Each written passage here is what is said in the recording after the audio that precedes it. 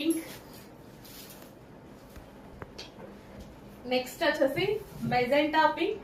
చెప్పంగా ఏ colour కా colour, ఈ colour బాగుంది ఈ కలర్ బాగాలేదు అన్నట్టు లేదు, ఏ కలర్ కి ఆ కలరే అండి. ఒక రేంజ్ లో ఉంది కలెక్షన్. నిజంగా నమ్మండి, క్వాలిటీ 100% బాగుంది.